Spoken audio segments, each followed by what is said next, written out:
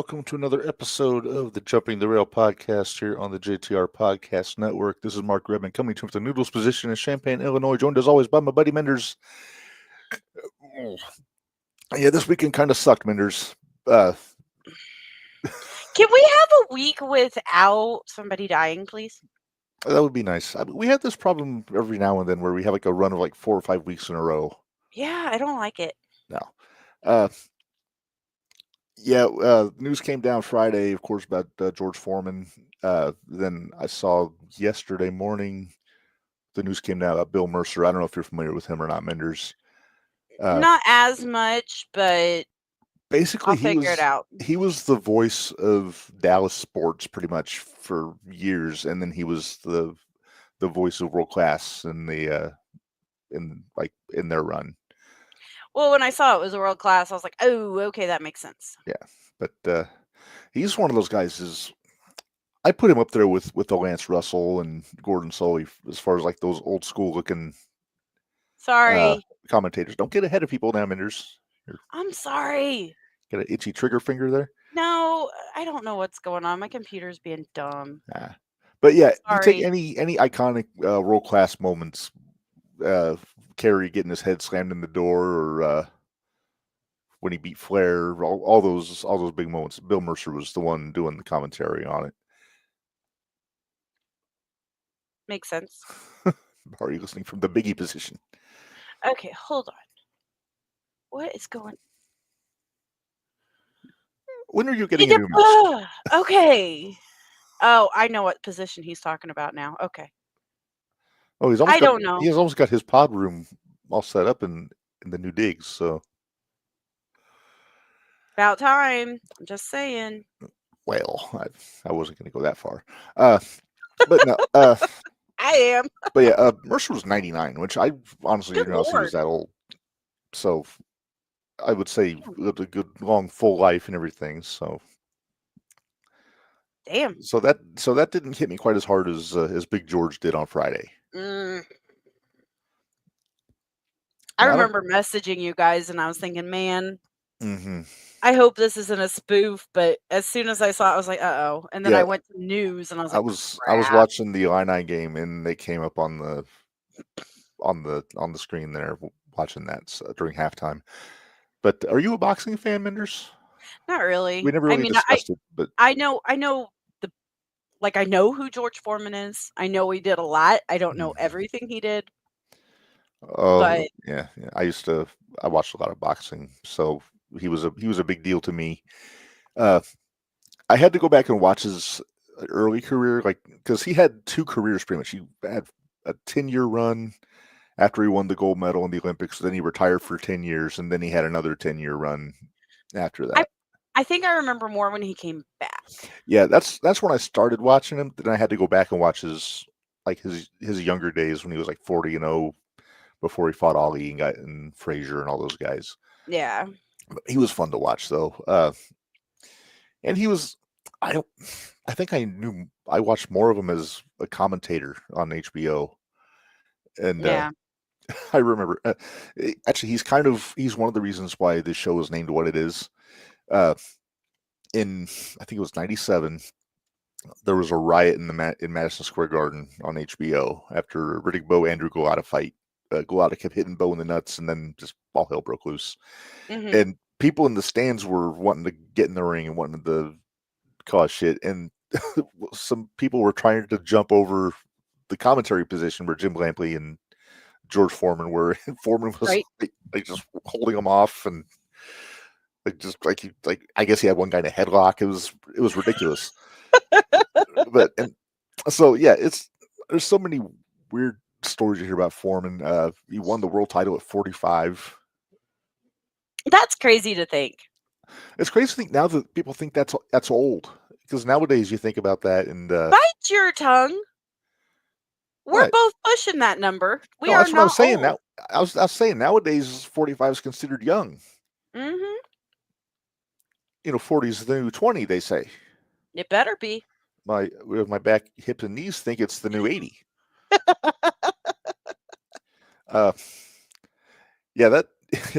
Dwayne said he saw the riot. That was on a weekday. That wasn't even like Saturday night boxing. That was like on a Wednesday. On a Wednesday, okay. This fight on a Wednesday evening at the Garden, and there was a riot. Good Lord. So yeah, I have a lot of fond memories of George Foreman. I had the grill. Be nice, Reb. What? Oh, I wasn't going to say anything. But yeah, so I want to take a few minutes to talk about Big George at the top of the show. I was like you. I was like, what's going to happen to his grills? That was. It's always the first thing, the George Foreman grill. They're probably going to sell through the roof now. Probably in perpetuity. I got one somewhere. I don't if it still works. I don't know. It was an old one. I think I got it like third hand. But anyway, we've had. I think we've owned 4. Did you ever get the Hulk Hogan blender? No. Do you want one? No. I mean, I can arrange it. No, I'm good. Thanks. I appreciate it. But no, thanks. I'm good. Maybe that's what he uses to make his beer. Mm-hmm. There you go. The barley and the hops. Yeah, George threw bombs. Did he throw potatoes? He threw potatoes. I went back and I watched the Rumble in the Jungle with Ali. And hey, Sean, tomorrow we'll get into that. But no, it's like, Ali, he's a finesse guy. He's always bouncing around on his toes, and George he would just get in there and start throwing bombs at you. He wasn't a finesse guy. Gotcha. He wasn't afloat like a butterfly, sting like a bee type person. He was knock you down like a ton of bricks with a wrecking ball kind of guy. Gotcha. Like I said, I think I saw a few of his matches, but like I can't think of what it would stand out. Does that make sense? It does make sense, especially if you're talking about his later run. Yeah. Like if you go back and watch his fights with like Joe Frazier and Muhammad Ali and Ron Lyle, especially if you don't watch any other fights of his, go look up George Foreman versus Ron Lyle, because that was a close fight, and Lyle could throw some bombs too. And so potatoes for everybody. Potatoes for everybody. You would have thought he was from Idaho instead of Texas. All right. Well, Minderz, let's move on here, because we have to check your brain. Your brain was kind of puddingy, you were saying at one point. Oh my God. Yeah, you sent me one. You're like, is this one too easy? And I looked at it, I was like, I thought it was too easy. You still didn't figure it out, but I wasn't using that one. Yeah, I know. It was like an eighth grade picture of Twinkle Kenny. So I gotta forget to use the nicknames. I think when you messaged me, you said that's finger bang. I'm like, oh, okay. Yeah, I gotta remember not to use the nicknames necessarily, because some people that listen to this aren't gonna know who we're talking about. Nah, they'll figure it out eventually. Not everybody's a corny fan. No, but it's kind of like, I said he watched the Lyle fight yesterday. Well, no, but I feel like that's going to be one of those things where it was kind of like how we all figured it out, because Courtney never went through and explained to us who each, like, you just happened to catch. No, I think you sent me a glossary of I did all the names. Yep. We got to add Hong Kong Phooey to that now for Speedball. You mean Spitball? Spitball. Spitball. And I'm like, well, we'll talk about it later. Yeah. He's kind of mean to Spitball. He's a little hard on Spitball. He is. Speedball. I know, it's hard now, isn't it? It's kind of like trying to call Orange Cassidy. I have a hard time doing that. He's always pockets to me. All right. Well, Minderz, let's get into this.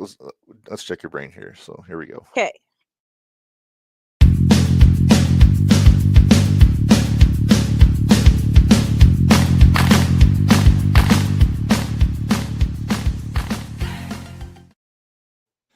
All right, it's time for Name That Wrestler. Minderz, you know how this works, and I forgot you have access to the thing, so make sure you don't look on the side and look at the I answer. have the comments up. Okay, cool. Because I forgot you can actually see the correct answer if you have it on the wrong. I always just make sure I come up to the comments, so that way. That's why I was freaking out earlier, because I was like, no, I don't want to see. Mm. And it was on that side. I don't know. Gotcha. All right. Well, Minderz, this is a color photo. The guy is still active, but he's been active for a very long time. Okay. And he is Japanese.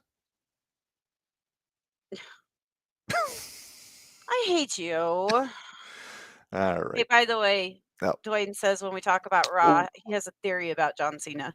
we'll get to it. Oh, we'll get to it. Because I'm curious if his theory is jiving with mine.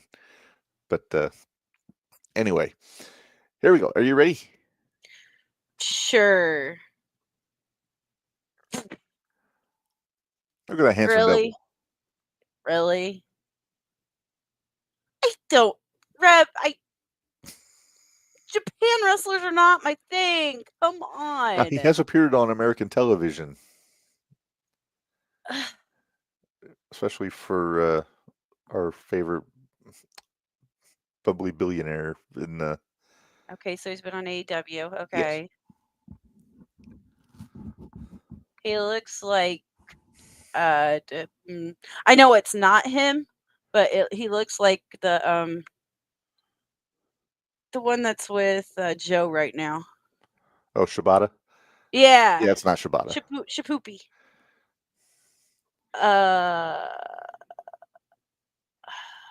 Clue? I don't know if it's going to help, but Clue? He has made Ken Shamrock tap out in a shoot. AJ, that is not Shibata. I've heard somebody talk about this. Hold on. Don't play the thinking music or I will hurt you. Okay, AJ, it is not Sonata either. A little before Sonata's time. Is that a Suzuki? Or Woohoo! Well done, Minderz. I figured it out. My, how the years have withered this poor old man. Man. But he's probably tougher and meaner now than he was back in, I'm guessing that's in the 90s. Probably. One of my favorites, good old Murder Grandpa. Yep, Barry had it. Yep. I like Murder Grandpa. You should have just said tore up Jericho's chest. I would have known from that one. Well, That's all they do. Okay, if you're gonna go with Japanese wrestlers, that's like they have to have been on AEW in order for me to figure it out. Because I do not know Japanese wrestling like you do, at all. That's fair. That's fair. All right. Well, Minderz, let's say we get right to our hoots and judies for this week. All right. All right. So we'll start with the hoots. I'm excited about getting to Stooge. So. Well, I'm going to let you go first on the hoots. First and foremost here, Minderz.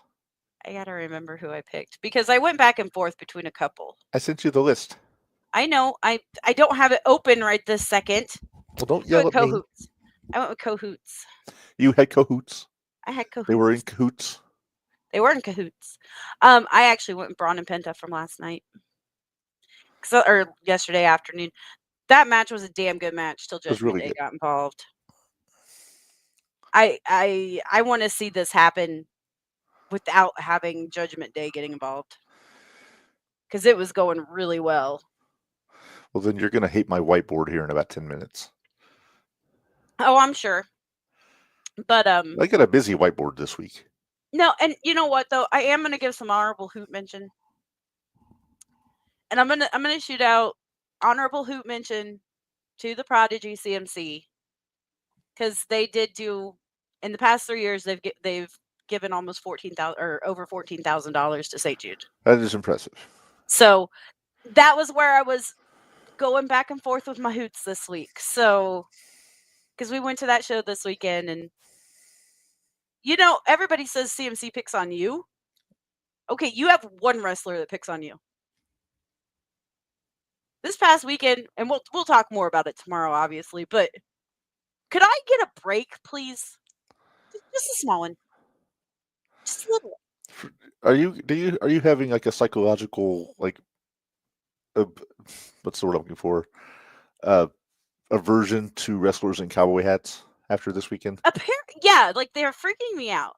Like I don't like them right now. Between that and then people not knowing where my alliances are and Truck tried to get you in trouble with Trauma Unit. Well, he wasn't going to get me in trouble. I wasn't going to let that happen. Are you kidding me? I will tell you that I went back and because the first half of that is online. The first half of that show is online. Yeah. And I went back and I watched it, and you just see me go, Do you see me running for my life when they? Yes, when you stepped on my foot. Yes. Sorry about that. By the way, that wasn't the That's broken foot, okay. was it? Yeah, it was, but that's Ah, okay. shit. That's all right. That's right. I moved like the wind, so probably didn't even feel it. Yeah. Yeah. Okay. It was trying to get Mama around before you got through. I was like, Mom, go. Y'all were running for the hills, and I was Two looking big at boys running around over there, and there wasn't a lot of room between No. the seats and the ring. No. Although I thought it was funny because Theo's like, everybody move. I'm like, yeah, I'm not moving. Where? Not moving. Sorry, bud. Not doing it. Next year, I'm going to ask Coopers if I can sit up in the eagle's nest. No, because then you're stuck up there with Papa Cooper. Do you really want to be up there? Well, there's a lot of room. I can keep my distance. Uh-huh. All right, let's go. All right. Well, my hoot comes from last Thursday. I'm giving mine to the notorious 187 Homicide. Had his last match last Thursday. Got a win. That. Teamed up with Bull James, the former Bull Dempsey in NXT, against Bull Mike Fit. Santana and Alpha Jr. and got the win. Okay, it's nice that Santana was in that with him too. Yeah. It's a bummer hearing the reason why Homicide's stepping away. He's got to get some. He's got some health issues that he's dealing with. So hopefully that's primarily just hopefully he's well, and then maybe he'll be able to come back. If not, I mean, he's had a hell of a career for over 25, 30 years. So he has. It's not like he's at the beginning of his career. Right. By the way, screw you. Who? You. Why? You had me tears earlier. Talk about my my honorary hoot from this weekend. One Chris Bay. Went back. I watched the Benefit for Bay. They called it at Future Stars of Wrestling in Las Vegas. That what you sent me was only 2 minutes, and I was bawling. Oh yeah. Very cool show. Had people from pretty much every company there. Ricochet wrestled Rich Swann on that show. The main event was Killer Cross, Karrion Kross against Hammerstone. Oh, wow. Yeah. How was that? Boss fight. Nice. And then, at the end, Chris came out and walked to the ring. I was more impressed he went up the stairs, in all honesty. Like, as being somebody that had a broken, just a broken foot and having problems doing stairs and doing things like that. I was just floored at how well he's doing. I won't lie. When he came out through the curtain, I got a little misty yesterday when I watched it. I just got goosebumps, but I'm not going to be like The Rock and show you, but I just got goosebumps. And they kept pushing it. They're like, now you've seen it. Now you've seen him take his first steps back into the ring. I was like, oh. Sean, that was his girlfriend, Brittany Brooks, I believe her name is. She wrestled on the show also. But no, very good show. John Morrison had a match against, I'm trying to remember who he was in there with. Leo Rush and, damn it, this is gonna kill me. You'll figure it out. I can't remember off the top of my head, but it's on Triller. If you subscribe to Triller Plus, it's right there. So you should go check it out. Are you completely healed? Describe healed. Well, you're not on a wheelchair. I'm not on a wheelchair. I'm not on crutches. I can pretty much do whatever I want, but when the weather changes, yes, it still hurts like a bitch. Been there. All right. Well, Minderz, let's move on to our Judies. Okay. And I'll let you go first again. This girl's she's had a sweet spot in my heart for years. I say that, and it's like I'm trying to say she's like really old, but she's not. She's 20. She's been wrestling since she was 12. She has been. She's had 500 matches. 500 matches. And it is the one, the only Billy Starks. I absolutely love her. I think she's so great. I love her to death. She's a sweetheart. But she has a mean streak, which I really like. So I've kind of enjoyed her heel work in Ring of Honor. exactly. She's got a mean streak, and I like it. But she worked But babyface against Mercedes Moné on Wednesday. she did. Hey, there was a couple times there I thought she might pull it off. Like I thought she might. But we all know how that normally works out whenever it's Monet involved. So I forget, was Billy on the show last year at the Expo? I don't think so. I think she wound up pulling out. I think she was supposed to be there. Yeah, I think she was supposed to be there, but maybe Ring of Honor had something come up and she couldn't be there. Maybe. Yeah. Anyway, but no, I heard good things about the match with Mercedes. I expected her to hold her own in there. So I actually watched it. I sat down and watched part of Dynamite. Actually, I watched all of Dynamite last week. oof. I sure did. I only saw one clip from Dynamite, and I wish I hadn't. But we'll get into that here in a minute. Yeah, hearing about. Sean Athena says Athena will dethrone Mercedes. That's what I'm hearing. There's rumbles that she might be the one to do it. There are rumbles because Mercedes cut a little bit of a promo there after that match that said, well, if Billy Starks would have had a better mentor, she might have done better. And I was like, oh, okay, so we're calling out Athena. All right. Sorry, I'll take Athena over Mercedes. Dwayne, yeah, go ahead. You can like Dynamite. I think Collision's a better show, but when I get to watch it, but we don't go out of our way to watch it. I mainly, like I said, I usually don't watch it live. I just go back and watch YouTube, like the highlights that I deem necessary, and also I listen to Busted Open After Dark with Bully Ray after each show. Yeah, but which is probably more entertaining anyway. Well, you get everybody always craps on Bully saying he's a WWE shield, but he's very even-handed with his criticism of all the companies. So we better say this before Sean goes off and Gail Kim got let go by TNA. I'm not surprised. I mean, she's not wrestling anymore. She's just not doing anything. So plus, I mean, she's saved her money wisely. She's married to a rich chef, so a very rich chef. What's his name? Robert Irvine? Yep. No relation to Jericho? No. All right. Well, I thought it was kind of a slow Judy week, Minderz. It really was. Like, Billy, I went Billy just because I'm familiar with Billy. So, well, we're often, well, I'm not as critical as you are with my Judy for this week, but I picked her because she had a big win yesterday on Raw.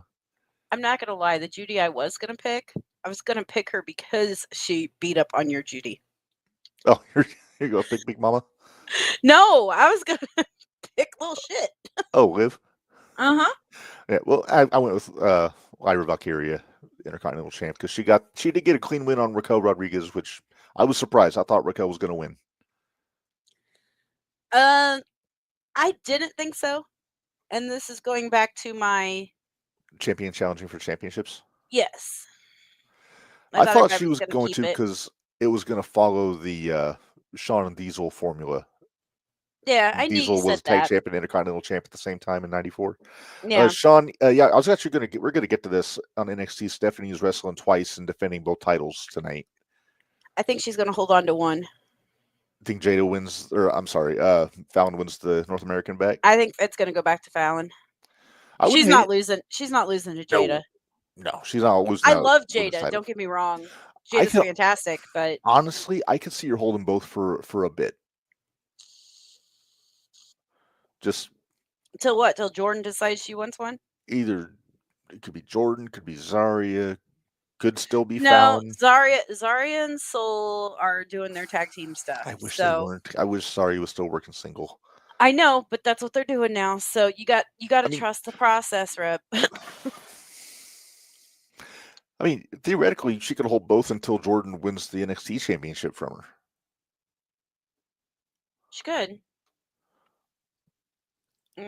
Oh, Jade got pinned Friday. Whoops, Yeah, Liv pinned her, Naomi, with the assist. Huh. I missed SmackDown this week. So I'm okay with it because, I mean, how long was Jade undefeated in AEW before she got beat? For like a year. Yeah, in this case, you get that first loss out of the way.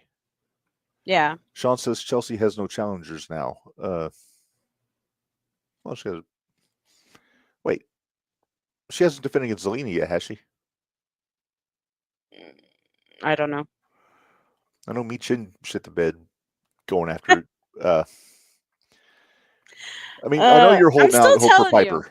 I'm holding out hope for Piper or Alba Fire now, since Alba's joined her little crew. True. Let's see here. I had it where. Oh, good God.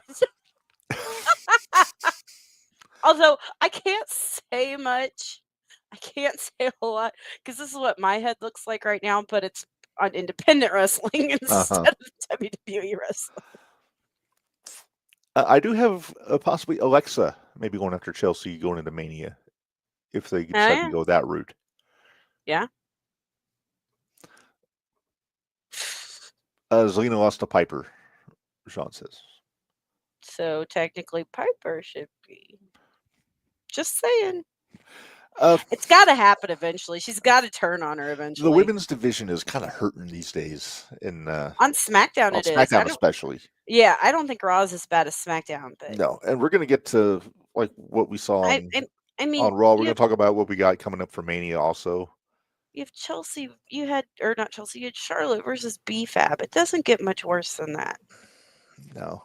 Well, I'll tell you what might be worse than that is Charlotte and Tiffany. Yeah, we'll get there. Yeah, we're getting there.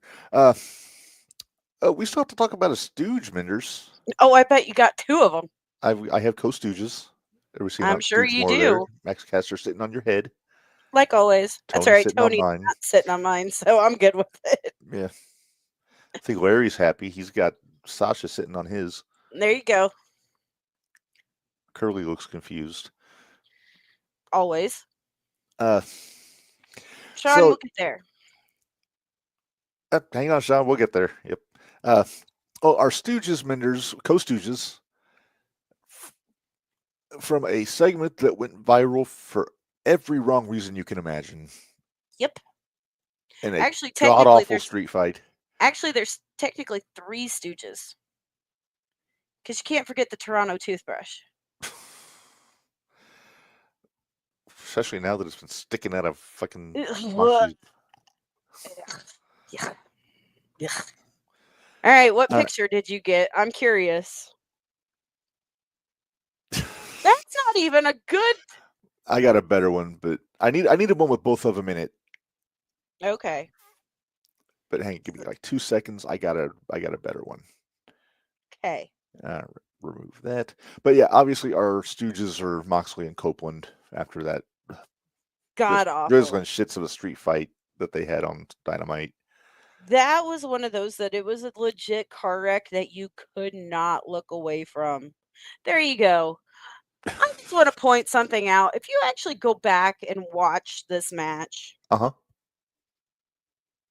So Mox gets hit with this Toronto toothbrush twice. Yeah, no blood. No blood.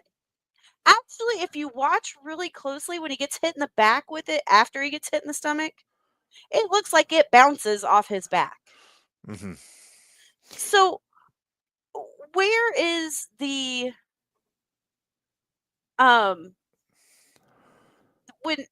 so you have that, and you want them to all believe these are nails that are in this, correct? I think that's the plan. And they're 3-inch nails, right? Probably longer than that, to be honest with you. Okay, 4 or 5. Because they got to go through the board too before they're sticking out. Right. And then you're going to suplex somebody onto that and not expect them to be paralyzed? Well, I think the plan was for Mox to roll off of it, but, they got stuck in there. Still, though, you're suplexing somebody onto something that is supposed to be metal. Mm-hmm. I'm sorry, it's not believable. I'm sorry. I don't want it to be believable. I don't want somebody to end up being paralyzed. Let me just clarify that. No. But then use something different. And also, look at the one bench there. I'm surprised. Yeah, I know you weren't. I knew you weren't going to have the picture where you could see it pulling the skin. Fuck no. No chance. Useless lived up to his name in that he's trying to pull that damn thing out of Moxley's back. How do I do this? Pull. Just pull really hard. Just pull. It'll be fine. I gotta wonder if Mox tried to convince Tony to let him use real nails. Because it would be dope. Be dope, dude. Yeah. But yeah, if he's lucky there wasn't some spinal issues there. I'm sitting there when I real saw nails it, I or was not, like, that thing went into the back. They could have it did. It could have done some serious damage. Some serious damage. And like I said, I don't want to see anybody get hurt. No, of course not. We're not monsters. We're not complete monsters. Notice I say complete. Yeah, we have our moments. Plus, should we just get into the overbooked fuckery that was the finish of that street fight? It was just terrible. What was it? Eight guys interfered? 10. 10. Wait, hang on. Well, it was 10 if you count Mox, and there was 10 total people in that match if you counted Mox. Okay, I was counting who all interfered, which was the 8, because we had there's 8. Wheeler, Claudio, Pac, Shafir. Wheeler, Claudio, Pac, Shafir, FTR, Willow, Kip, and Nick Wayne. Yeah. Is that 8 or is that 9? That's 9. 9. There was another one, wasn't there? Nope, that was it. No, that was it. Christian wasn't involved. Yep. But good lord. Why? I know we say Jeff Jarrett's the king of overbooked fuckery, but it seems like Edge is trying to usurp his throne. You know what? I don't think you need to put this on Edge. I think this is Mox. I really do. I think it's Mox. But and by extension, Tony. Yeah. All right. Why is your camera glitching out? Oh, it's been doing that. I don't know why. I feel like Max Headroom. All right. Well, Minderz, let's move on. We got to talk a little bit about. You want LFG news? You want to do LFG news? Sure. We can do LFG news. They didn't have a guest this week. No? No guest this week. Sean just came out and said that everybody that hadn't had a match, which makes sense. I started thinking about this. That would make sense.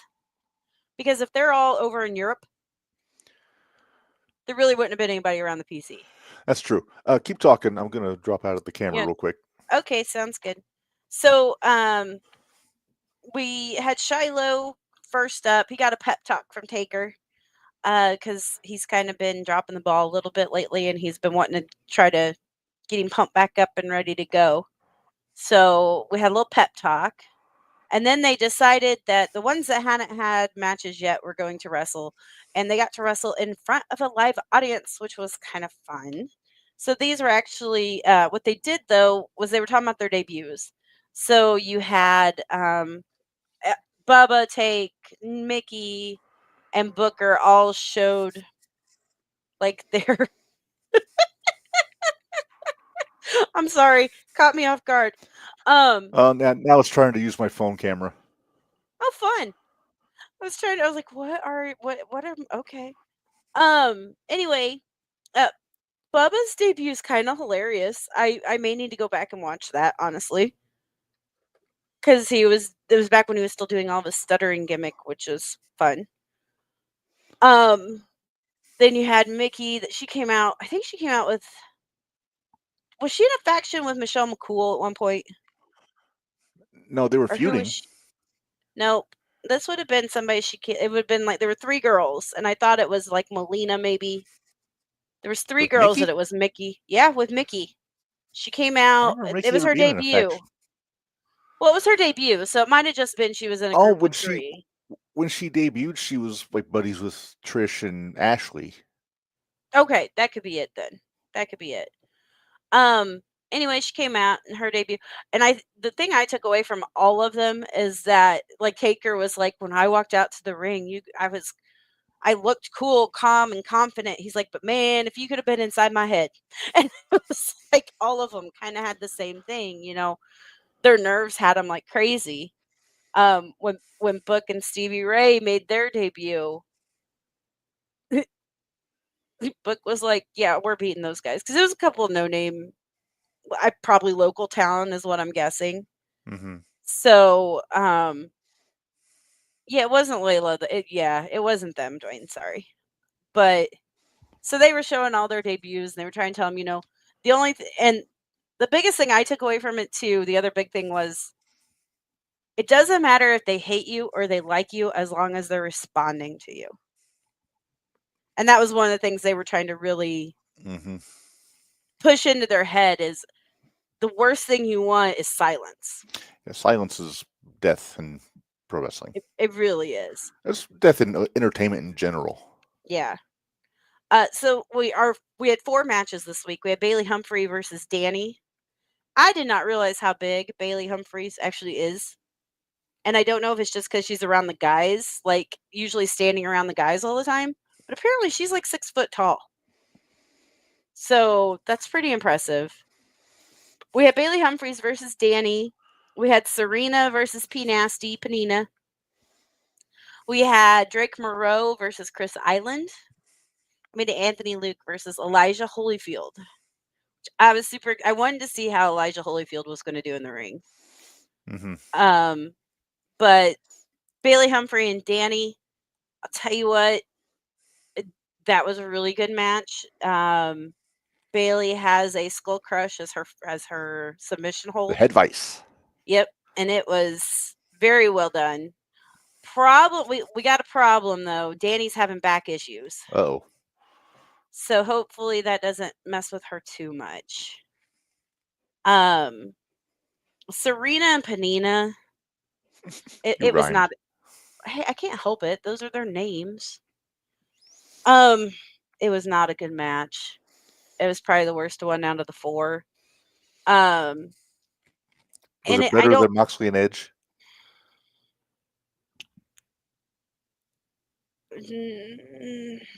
It's tough. Well, but they're 2 totally different matches. That's true. You no can't fuckery really. In this one. No, there wasn't any fuckery in this one. So, but they need to slow down. Holy crap, Serena! I know Serena, you said that about young talent before that we've seen. They need to slow down, take it in, work it a little bit harder. Let things breathe. Yeah, you gotta let it breathe, because if you don't let it breathe, nobody else has a chance to react. So you gotta let it breathe. Yep. Serena went to do a Hurricane Rana and didn't get up high enough. Oof. So it looked really bad. Really, really, really bad. Like she ended up like hooking her around the underarms. Like a body scissors. Yeah. But it didn't look as good as when like Penta doesn't get up and. No, Panina had to flip herself. There was no Serena helping or anything looking like Serena did anything. Panina did it. Yeah, Drake Moreau and Chris Island, which was really good. Panina's finish now is a Samoan drop, which figures because she's Samoan. Right. So, that makes sense. Drake Moreau and Chris Island. I couldn't figure out who the heel was when this one started, because they're both like baby faces. Like Drake Moreau, they're the Cajun Crew is what they're calling themselves. Like he calls his little followers the Cajun Crew. Oh, okay. Like the coal miners. But he has like a little dance he does, and everybody's really behind him, and yeah. And then Chris Island is he reminds me a lot of Javon Evans. Like he bouncy. He's a little bouncy. He bouncy. But he's not super bouncy to where he's like flying all the time, but he's fast moving. He's quick paced. But it's not necessarily flips. Does that make sense?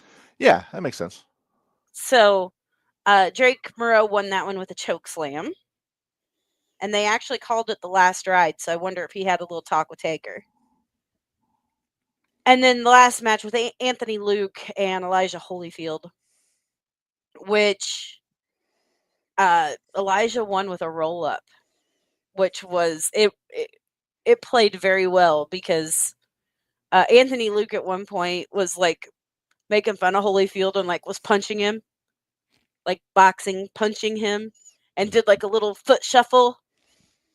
And Holyfield grabbed a hold of him, threw him in the corner, and just beat the shit out of his breadbasket.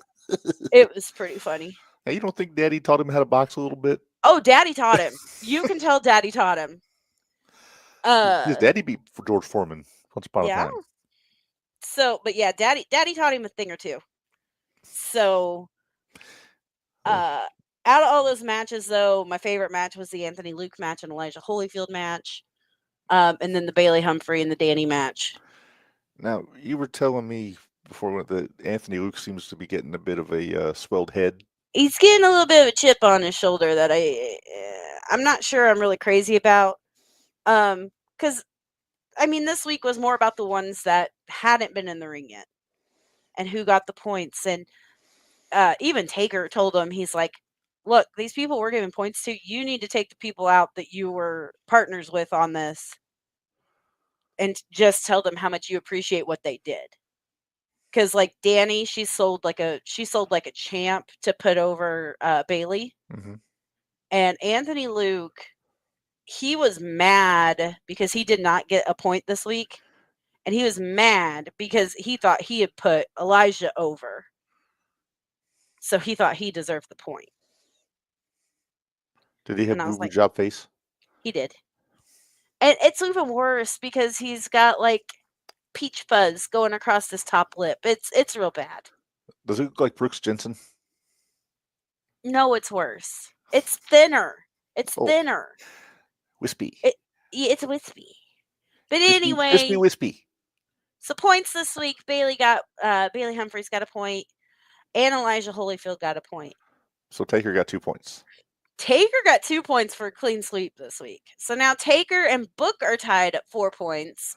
Mickey James at 2. Poor Bubba. And Bubba's still sitting at 0.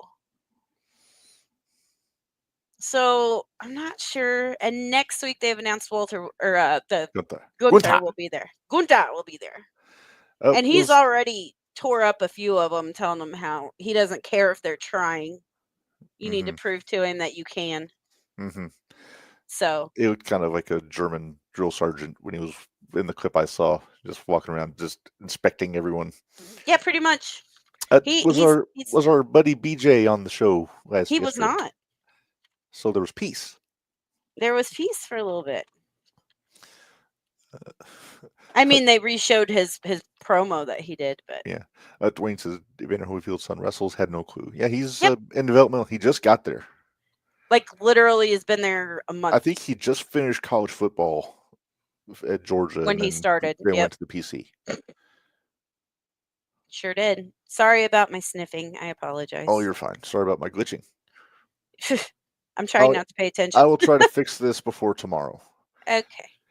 All right. Well, Minderz, let's move on here. Do we have Squared Circle Expo updates, I believe. We do? I think so. I think they announced some new names. They did? AJ says that BJ dude is the reason I want Hardcore Holly as a trainer. Anybody who was a trainer on the first season of Tough Enough, put them with BJ. Like Taz or Al Snow. Holly was, he cracked me up though because he was so serious about it. Hey, remind me, we have a guest for the second. Oh, okay, yeah.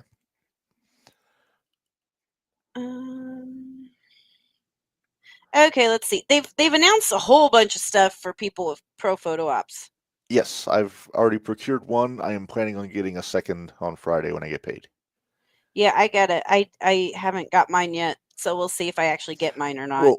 Well, the one I got, just to tell you, I got the Four Horsemen photo. I had to get that out as soon as it got announced because I figured that was going to fly off. We can't put all 3 of us in that one because they'll only let you do 2 adults. Well, no, but I wanted to make sure we got I got a Horseman one. I think Big Ubangi's going to be on that with me. But All and right. then I am getting the Slick and Akeem photo op. Oh, are you? Because I will bring shame and disappointment on my family if I don't, according to my brother. Oh, I see. I 'Cause- see. Yeah, so he'll make this Sumi's. face if I don't. Oh, poor Lithgow. All right. So Sami Saki. Sumi Sakai. Sakai. I was close. She was. I knew her from she used to come and do Shimmer, like back in the Gotcha. 2000s, and then she was in Ring of Honor for a while, pre-Tony. Pre-Tony. Pre-Tony. Okay, that's what the Yuka cord on this. Sakazaki.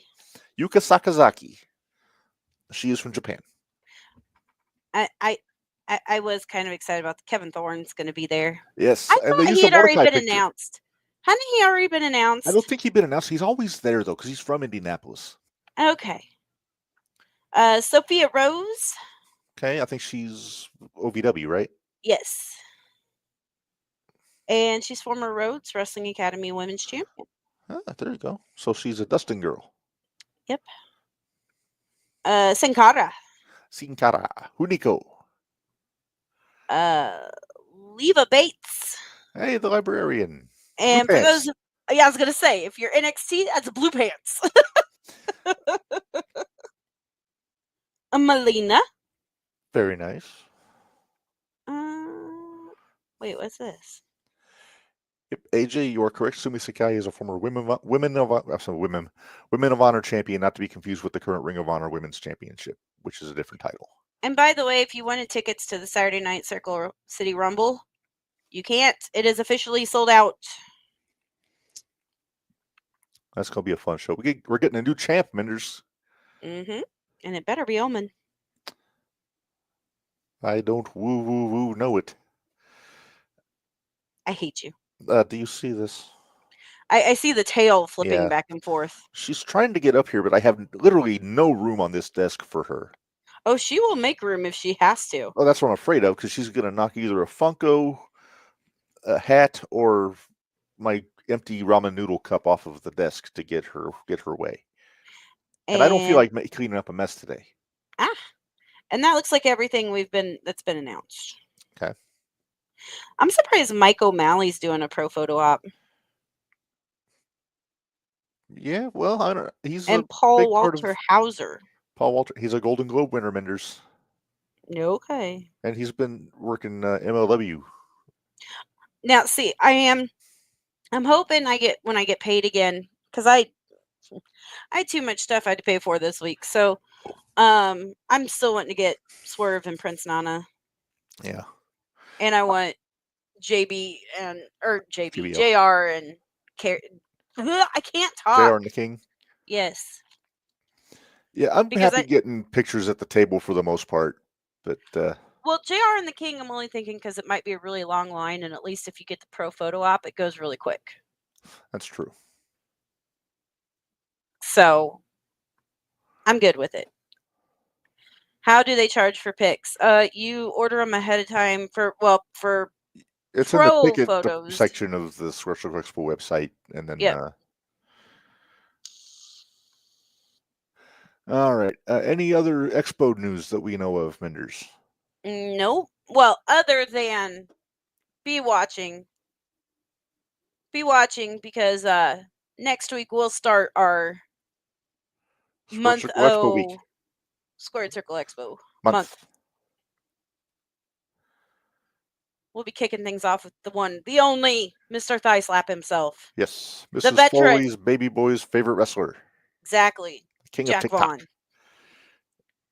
How much, Dwayne? They depends. range right. I think they range right now. What, 180? Horseman was like 150, but that's also with 4 guys. I thought it was more than that. Maybe like 160. Because I think Hendry's 50. Right. Slick and Akeem, I think, is 70. That sounds right. I think JR and King are like 130.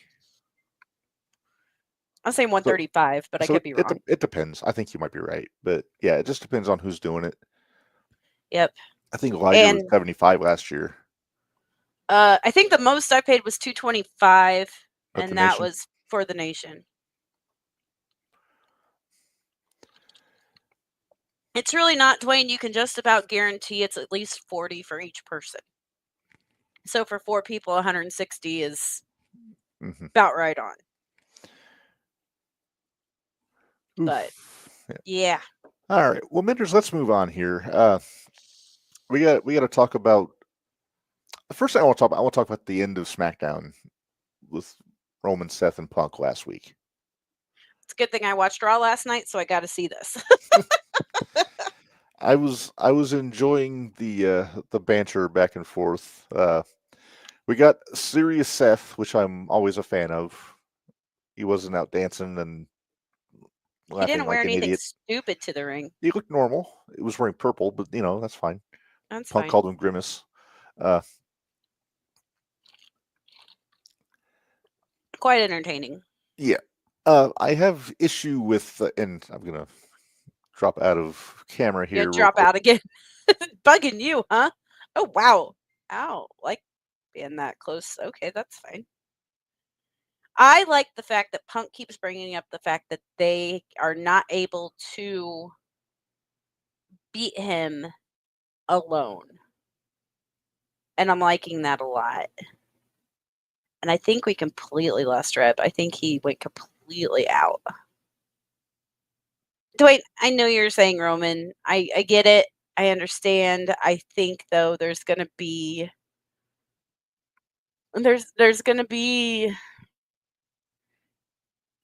the favor's gonna have to play in at some point. And I'm not sure what that favor is gonna be yet. But yeah, with Punk, Seth, and Roman, I'm sure when Reb gets back in here, he'll have his opinions. But I kind of think at this point, I don't know. I mean, Punk brought him in. So, have you been listening to this whole thing so you know what I've said? Yep. Okay. I mean, Punk did bring in the Shield. Yeah. So And I liked that he sowed the little seeds with Roman and Paul when he said Paul set up Roman on a silver platter for him. Yeah. And well, like I said too, they haven't been able to beat Punk without each other. No. So I don't know. We'll see. Yeah. I enjoyed the brawl afterwards. That's how a brawl should look. They just Beat the piss out of each other. Yeah, literally just who can hit who.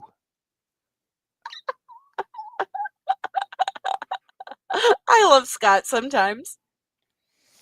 Hey, I've been nice to the Glitch lately. I haven't called him Hellboy the Billboy in months. Right? But anyway, back to SmackDown.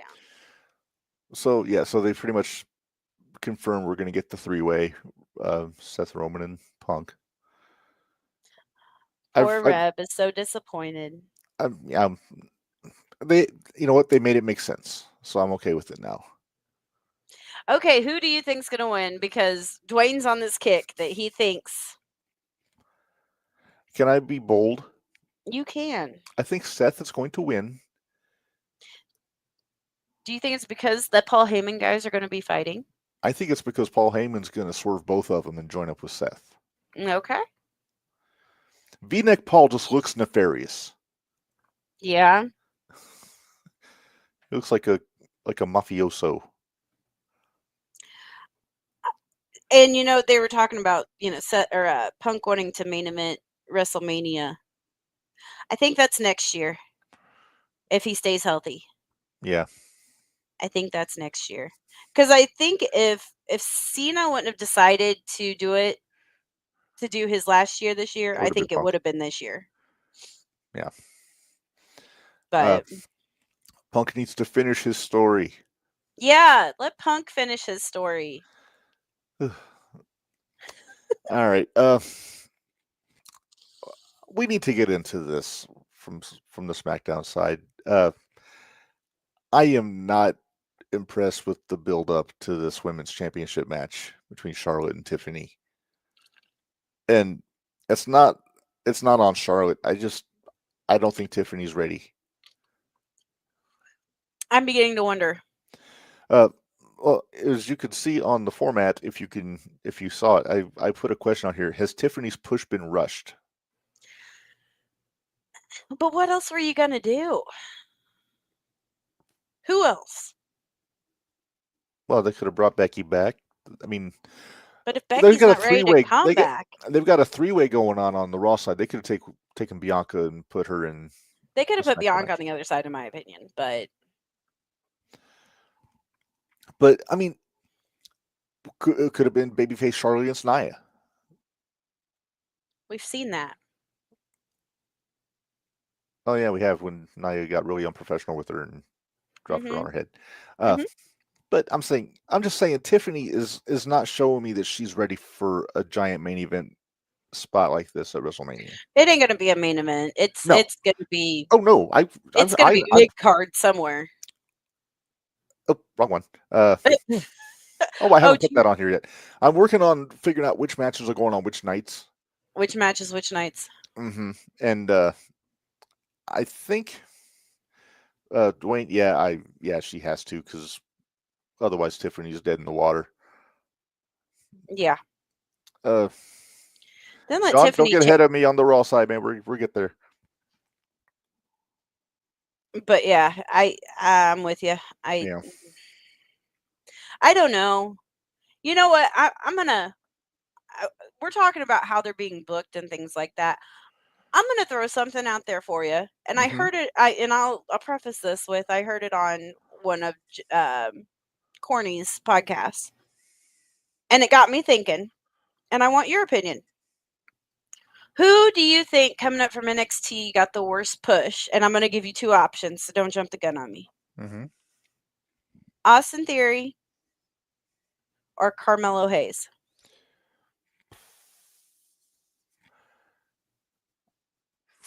I will say Theory, just for the shift that he's had since he got called up. Carmelo, they haven't got in the box with yet. No. But when they do, I think he'll be fine. I don't know. There's a couple of them that, if they don't have something for him, leave them down there. Leave them at NXT. It's frustrating. Yeah. So you're just going to stay frozen? Is that what we're doing? As long as you can hear me. Yeah, we can hear you. But that works. Okay. Well, anyway, so that's really all of the noteworthy stuff from SmackDown that I had. So let's get into Raw. And we got another 30 minutes of Cena and Cody at the top of the show. Did you like my message? I did. When that happened, I was like, I really didn't need another 30-minute promo from them. They're talking too much. They talk too much. Now, I'm okay with the talking. It's just they're saying the same thing. Yeah.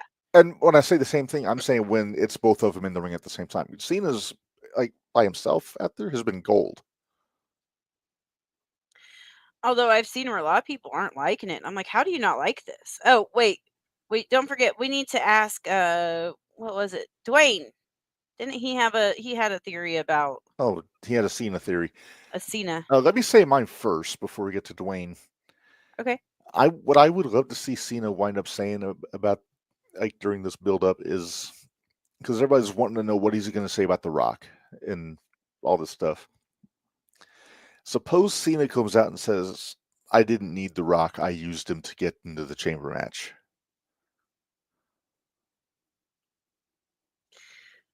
Yeah, I don't know. See, then it becomes a question: who's using who? And as you can see, I've got my whiteboard, and I got in two separate spots. I got the Roman Paul Punk Seth little quadrangle there, but then also got these three here. Is Rock using Cena to get Cody's title? Did Cena use Rock to get to WrestleMania to challenge Cody? It's a tangled web, Minderz, that we're looking at. It really is, which I'm okay with. I mean, it is what it is. Mm-hmm. Is Stephanie or Julia getting called up during the draft? I say no. I say neither. I don't think so. I think they need to stay put. I think they both need. Well, Julia probably won't, just for the simple fact she's hurt. So Right. Does Cena turn back face before he retires? I hope not. I hope not. We want Cena to stay heel all the way through. I want him to win the title at Mania and hold it until the last night of his run.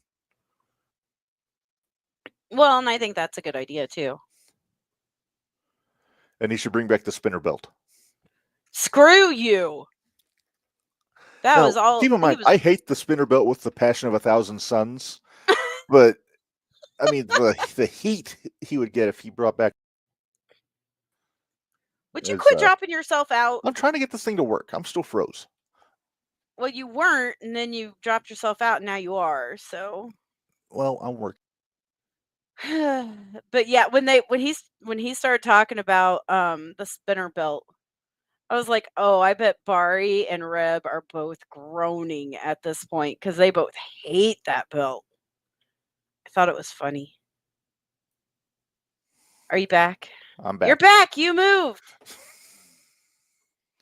Yeah, I figured you and Bari were probably both groaning when he started talking about the spinner belt. I didn't groan just because he's using it for evil. Okay.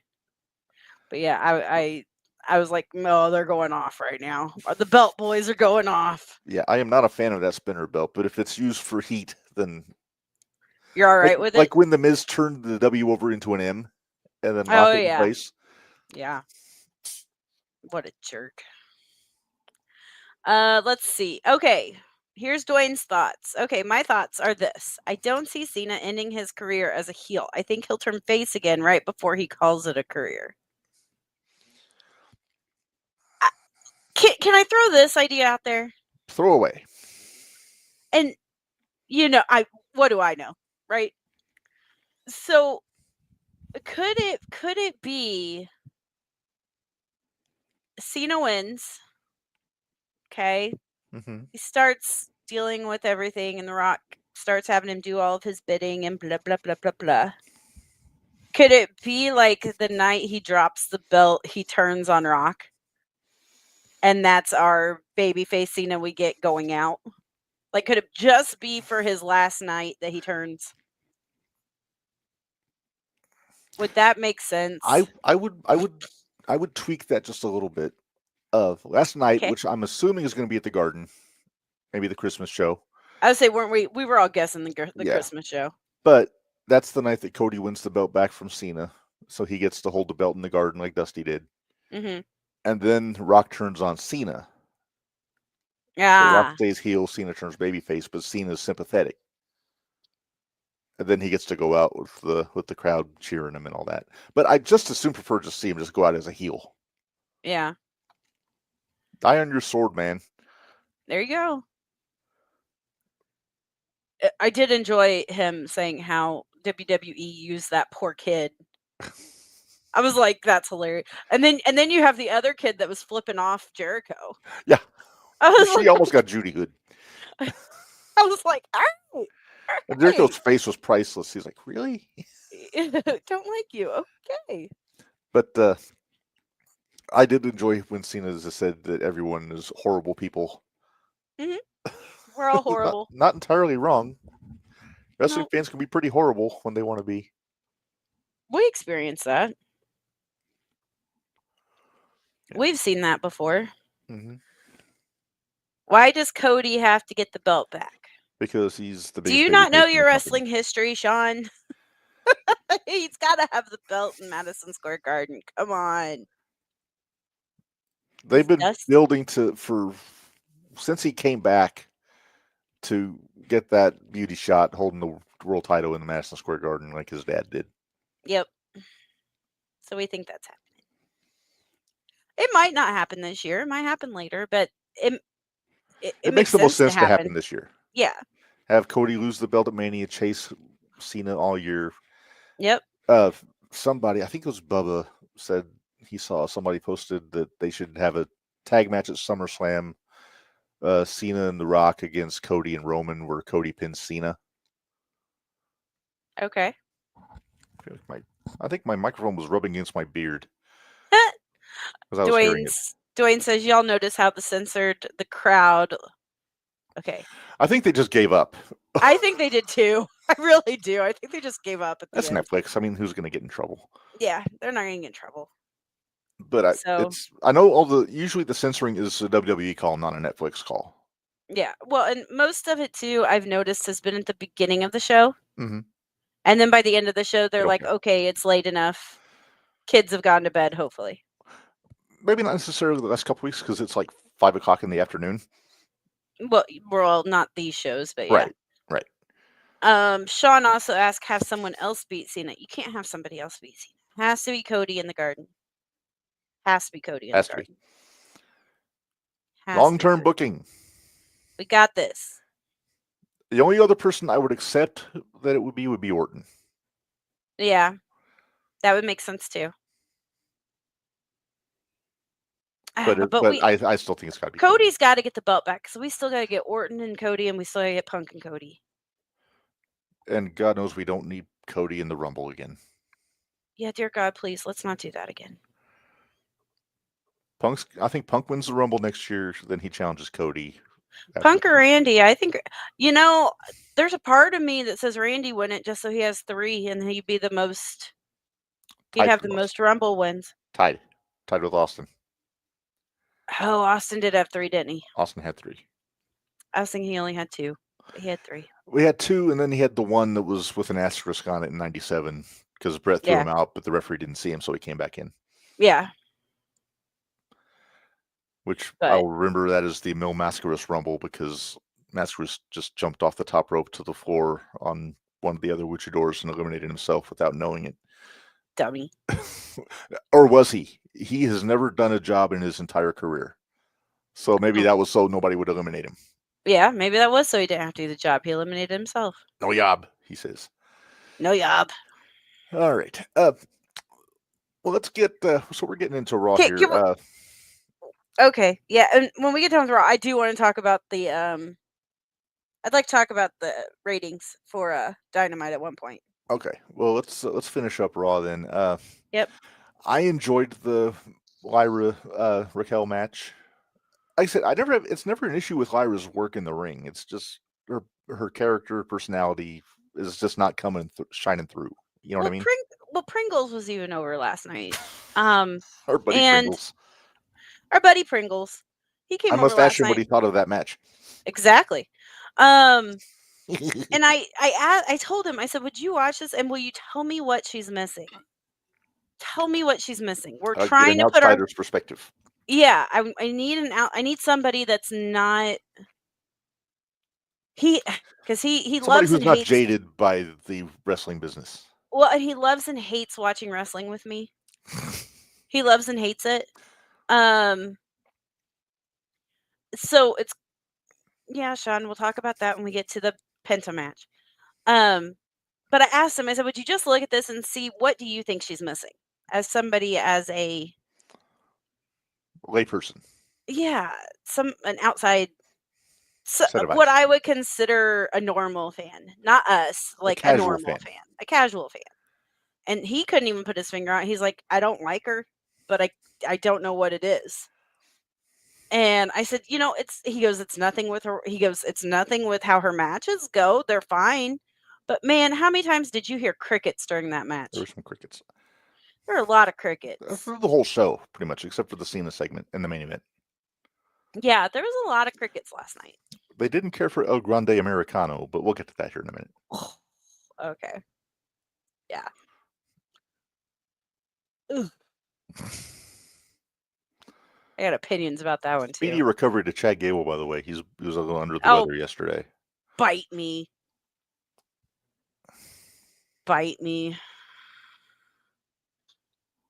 Yeah, no. I think the vignette did me in. Like I was ready to punch him in his face. It looked like it was straight out of Nacho Libre. It really did. Okay, well, we're talking about this, so I wanted to punch Chad Gable in his face really hard. Like I wanted to give him a potato. I wanted to give him a potato. I thought it was. What'd you think of El Grande Americano getting introduced from the Gulf of America? Yeah, I caught that. Honestly, I think it's disrespectful. I really do. I think it's I think we're going back to terrible gimmick 80s wrestling. I disagree, and here's Ye why. Okay. Kurt Angle did the exact same thing in 2004 when he was feuding with Eddie. Remember El Gran Luchador? Mhm. That was Angle, and they're doing that with Gable now. It was obvious it was Angle in the Gran Luchador get-up. Well, it's Although he obvious wrestled that more this like is a luchador than Gable does. Well, allegedly does. We haven't confirmed if that's who it is. well, and then McAfee is buying into this whole "I'm gonna pretend this isn't Gable" shit, and I You know already what? don't like McAfee. I'll say good for McAfee. Kayfabe. Mm, And he's wearing a kilt. He was looking good. I know. You know what? I'm not gonna. I'm not I'm a gonna little say it. alarmed. I think he said he was going commando under that kilt. He did say he went commando under that kilt. Ugh. Yeah. Yeah. Oh, I mean, we you're didn't talk. supposed to technically, but still, You, don't want to think about it. we just danced over like 3 matches. Well, Um, we ramble. so let's back up a little bit because I have to give you props Thank you. because you called it. They said it was going to be Jay and a mystery partner. Uh-huh. Who did everybody else say it was going to be? I don't remember. Oh, that guy. I wanted Joe Hendry so bad. I wanted it to be Joe Hendry.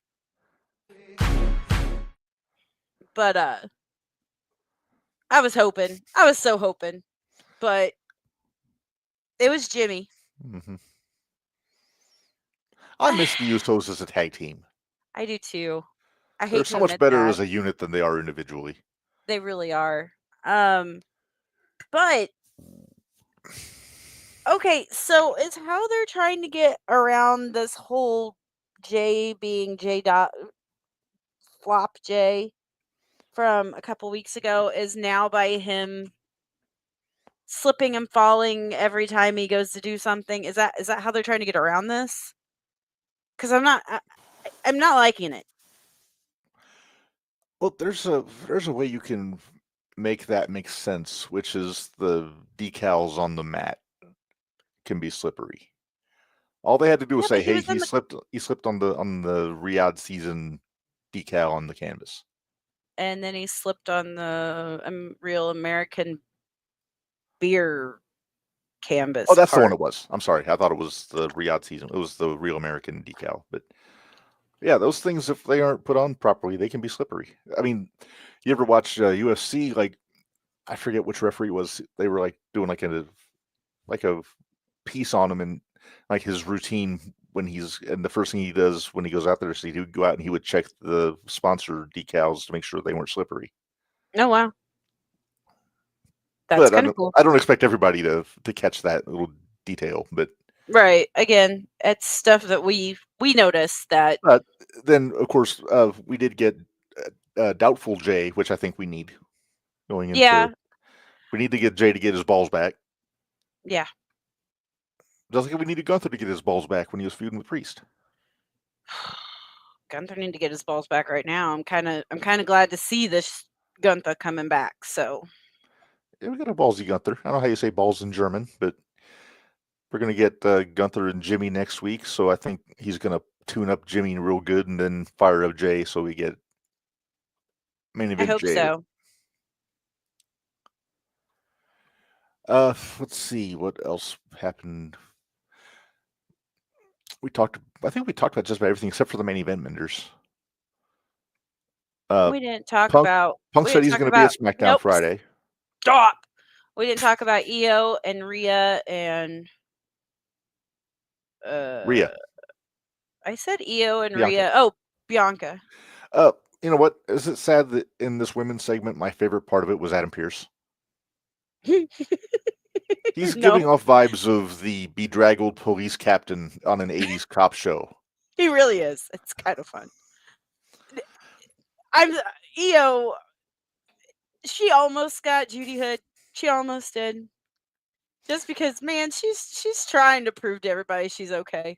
Yeah. That she deserves to be the champ. Bless her heart. All right, so Sean's asking us, and we were just talking about Lyra earlier. So who faces Lyra next? If I had to make a guess, actually, I'm glad you asked because I think somebody made a prediction for our women's Intercontinental Champion for WrestleMania. Mm-hmm. I think Okay. I want to see them do the old champion versus champion, all titles on the line tag team match. So you got Okay. Raquel and Liv defending the tag titles against Lyra and Bailey, and Lyra defends the Intercontinental title. So if Raquel or Liv pins Lyra, they win the Intercontinental Championship. If Bailey or Lyra win, they get the tag titles. And that is a way to get the Intercontinental belt onto Liv, Yeah. who I think is who they need to put it on. Yeah, I think so too. I think it needs to get to Liv. Yeah. And who? I didn't care for the physical stuff between the three ladies last night. It seemed a little too Rehearsed. thank you. Good. That's a good word for it. We're getting our one-on-one rematch with Rhea and Io next week. Mm-hmm. Bianca's the referee. Yeah, I'm not sure how I feel about all that. I think this is just a dancy way to get to our three-way. We were already at our three-way. Why do we need to go the dancy way? I don't know. It would have been just Although as easy I to don't. have Rhea say that she was exercising her rematch clause at Mania. Although I will say,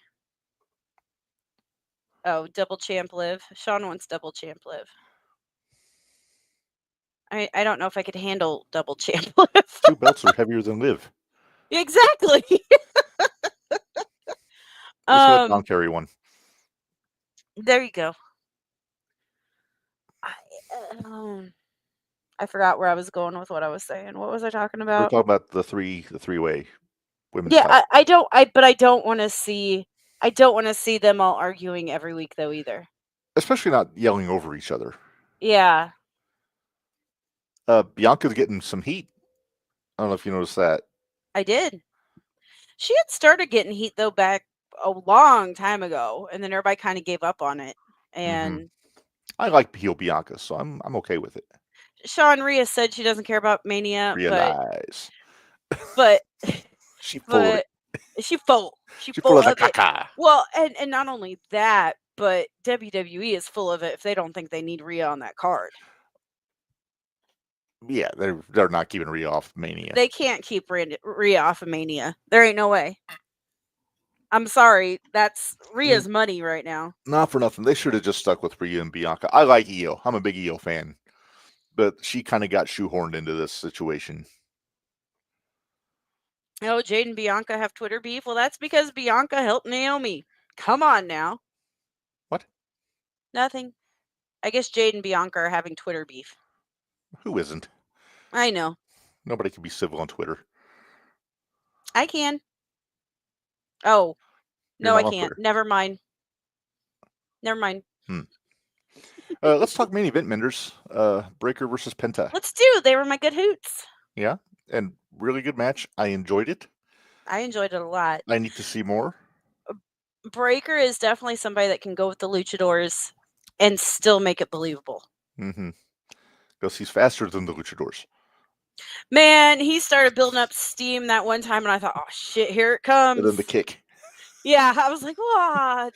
No. It's a good thing Braun has body control, because it'd be easy to just knock himself out running that fast into that foot. Oh, yeah. Oh, yeah. Jade said that she doesn't trust Bianca either. Good. Don't trust anyone. That was one of Stone Cold Steve Austin's biggest things. Do not trust anyone. I'm just saying. I know. You called this. I mean, I said it's a possibility. Well, but I don't think it's going to happen because we got Bianca in the other. Yeah, it's not going to happen until after Mania if it happens. Yeah. Or possibly that's how Bianca wins the belt. Maybe Naomi comes out and helps her, and it's revealed to be a ruse. Yeah. Then we get full-blown Bianca heel, which I'm okay with. Do you think... Is it going to hurt Penta if he does not win the Intercontinental Championship? No. He's too over. I think that's why they did the DQ. They didn't want either guy to lose. Yeah, I mean, both of them still look strong. Yeah. And it got me thinking, Minders, because Do we have another whiteboard? I do. Because I was Okay. thinking about the Intercontinental Championship. I told you this thing expanded this week. I know, you told me. That's even the name of the episode. But Oh, I didn't even notice. uh, but you know how they usually do the Intercontinental title at WrestleMania? Uh-huh. There we go. So here's what I'm thinking. Okay. The sixth man I put Sheamus. I've got Sheamus there as a placeholder until, because it could be Sheamus, It could be. but it could be Pete Dunne. It could be Gable. You know, like Gable's probably going to be doing something with Mysterio and Dragon Lee. But I've got it here where you got Penta and Kaiser, you got Dom and Braun, you got Finn Balor, all in this ladder match. I'm going to throw a name out there. Please do. What if it's Ilya? Oh, he's back. Oh, he would be back. I like it. Sheamus is out, Ilya is in, but I can't change it on there, so I have to redo my whiteboard. I mean, I'm just. They said he's been working at the Performance Center, so. I haven't really said where his status is, though. No, they haven't. But he's got to be close. It's been almost a year. It's been over a year. Over a year, yeah, because he wasn't Mania last year. Because it was December of 23. Barry's saying he thinks it'll be Lucha Bros and Braun against Judgment Day. I don't think so. I don't think they'll put Phoenix at Mania yet because he hasn't even debuted yet. I thought the talk was Phoenix was going to SmackDown. That's what I thought, they were going to try to keep them separate. And that's kind of what I want him to do, because Penta's got a lot of equity right now as a single. He really does. He really does. I still like the idea of the 6-way ladder match for the IC title with Finn and Dom both in it, so we can get some of that dissension to see who's going to win, and that way they'll kick Finn out. Honestly, I would put that belt on Dominic. Really? Oh yeah. You take it off Braun? I would take it off Braun, put it on Dom. So either Braun chases Dom or Braun moves up. Yeah, but then does he get lost? Not if he wins the World Championship. But then he's beating Cody. No, Gunther. Or Gunther, I'm sorry. There's a story there. He's beaten Gunther before. That's true. Because he beat him for the title, for the Intercontinental title. No, Sammy did. No, he retained the NXT title against Gunther on NXT. That's right. Okay, but yeah, I'm still thinking maybe Ilya. Oh, Sean makes a point. Dirty Dom for IC champ, him and Liv as IC champs. Perfect. Ugh. I don't know if I could take it. But then Which is the mark of a good heel. But that would also push this whole, they would be able to bring somebody in. New member and kick Finn out. And that's when we get Alistair. No. Who was it we were talking about? Who were we talking about? I thought it was Alistair. I think it was Alistair, because Dom gave he made somebody's number to Gable. Yeah. Is Jay beating Gunther? Oh no, he says Jay is beating Gunther. I see that. And I hope not, but I have a feeling that's what's going to happen. It'll probably happen just so they can get the big yeet fest from the crowd. But that does bring me to my next question that I wanted to bring up, Minderz. What match main events which night on WrestleMania? Gunther and Jay is probably going to be Saturday. I disagree. You don't think so? Here's what I think. Oh, I don't have it on there. I think Roman, Seth, and Punk main event Saturday. But and we get both women's title matches on Saturday. But in that part of the Royal Rumble, you get a main event WrestleMania. There's precedent where now they're just saying Rumble it's just winner. You get a title shot at WrestleMania. Seth won the 19 Rumble and he opened the show with Brock. Oh, that's right. So I say I say Jay and Gunther open Mania, and then the main event Cena and Cody. On Sunday. Okay. So Punk still gets his main event technically because it's night one. I just don't want Jay on Saturday.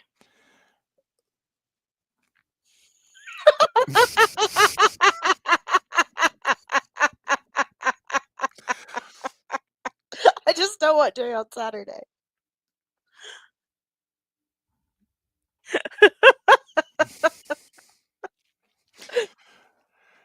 Just leave Although it at that. I'm okay with it being Roman, Cody, and Seth on night 1. It's got it because Cody and Cena is going to be night 2. Yeah, absolutely. Bart says, I like my idea. I do like Barty's idea, but I don't think it's going to happen. Yeah. Yeah, like I said, once I'm working on another whiteboard with which matches go on which nights, but yeah. Do you realize we have like 2 weeks and we have to do JTR Mania 4. Yeah, that's coming up. And I'm gonna have homework for you too for that. So why you gotta have homework for me? I gotta make it special, and I think it's gonna be a Patreon exclusive for this year. Nice. Okay. Works for me. Yep. Will Chelsea have a Mania match? I don't know if Chelsea will or not. Probably not. I'm sure we defended on the Friday, like before on SmackDown. Because honestly, I think the only belts are probably now. We are missing one match still, and they got to have the tag teams. At least one of the groups of tag teams. Well, New Day called their shot. They said they want War Raiders at Mania. Yeah, I know. And I groaned. I know. There's a spot on there for a tag title match because we got 1, 2, 3, 4, 5, 6, 1, 2, 3, 4, 10 matches 5, on here. 6, They haven't ever said 9, anything 10. about Fatu and Solo, but we still got a month to make that happen if it happens. I could almost see them doing Fatu against LA Knight. Well, and I don't know if Jade and Naomi is going to happen. It seemed like they're building to it. Naomi cost Jade her match with Liv. We'll see. Sean says, "Does Jade beat Naomi at Mania?" I say yes. She kind of has to. I say yeah. I think if she doesn't, she's going to be a punk. Unless there's some Bianca fuckery. Women's title match on Saturday. Jade Naomi on Sunday. Bianca loses Saturday. She's pissed off. Comes out, helps Naomi. Full heel turn. No harm done. True. Especially if she gets pinned on Saturday. I agree. My brain is spinning with ideas, Minderz. Ugh. What? You look sickened. I'll share in the group. Okay.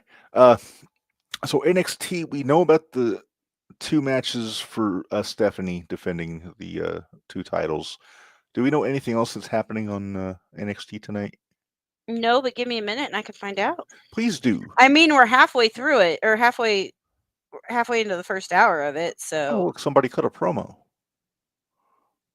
Yeah, look, somebody cut a promo. Oh, we'll go watch that after the show. NXT card tonight.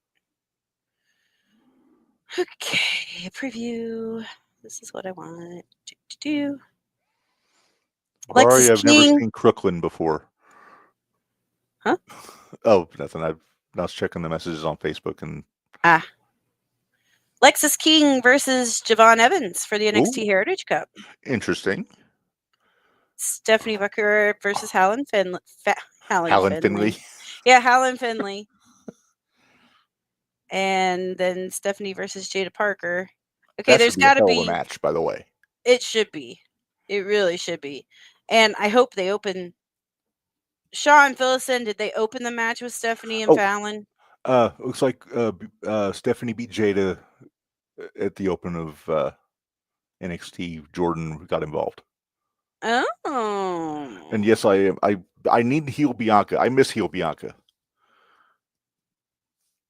I'm surprised they kicked it off with the big belt. Okay. What else is on the card? Because you said Javion Evans and Lexis King. That's all they've announced, or that's all that I see here. Oh. Hold on. Let me see if I can find anything else. That's only 3 matches. Yeah, I know. Let's see. Something with Ricky Saints and the Sean Spears group. I saw they were building to that last week. Do I need the thinking music? Seymour. No, I'm trying to read and. Let's see if I have some reading music. No reading music. Stop it. Don't make me hurt you. Okay, no, that's all they have. That's even all they have on WWE. Let me talk about. Yeah, I hate you. I hate that music so much. And you know I hate it, which. Oh, Fatal Influence attacked Stephanie after her match.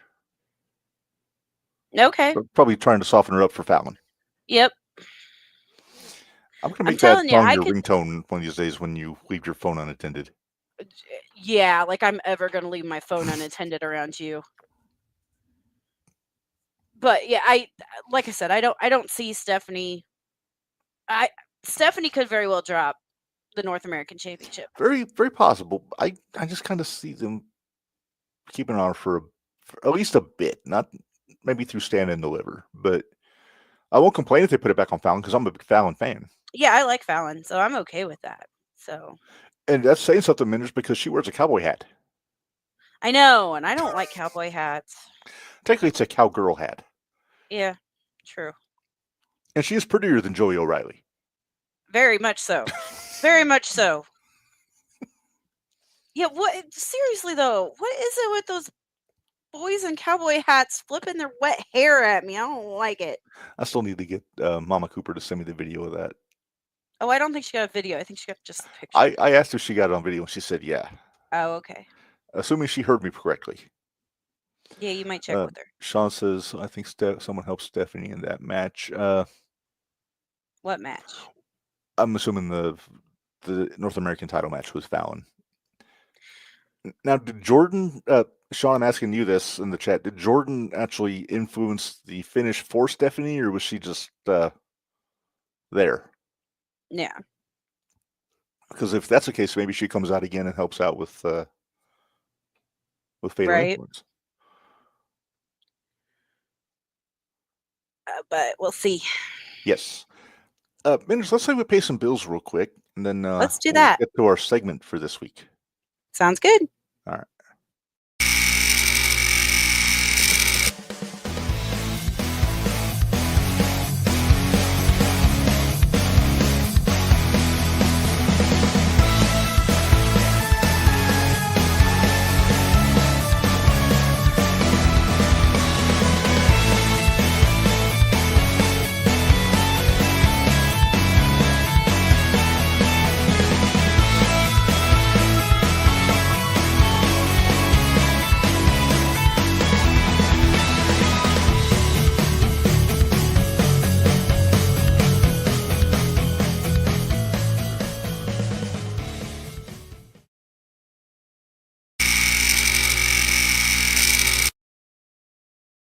All right, so there it is, JTR merchandise, prowrestlingtees.com/JTRpod or brainbustertees.com/JTR for all kinds of cool stuff there. So check that stuff out. Help us keep the mics on. We'd appreciate it. Don't forget. She distracted Jada. There you go. Couple of quick plugs. Don't forget JTR month or Square Circle Expo month coming up starting next week. Jack Vaughn, Jake Ullman, Heather Owens, Jeremiah Plunkett, among others, will be joining us in the build-up and aftermath of the expo. And yeah, I was a little disappointed, Minderz. I hit up Jim Molyneux today on the Messenger, but he's not doing podcasts at the moment, so we'll have to keep him on the to-do list. Okay. All right, so let's get to our segment. This is one of our favorite new segments, Minderz. It really is. It is. We have a lot of fun with this one. Yes. So let's throw to it.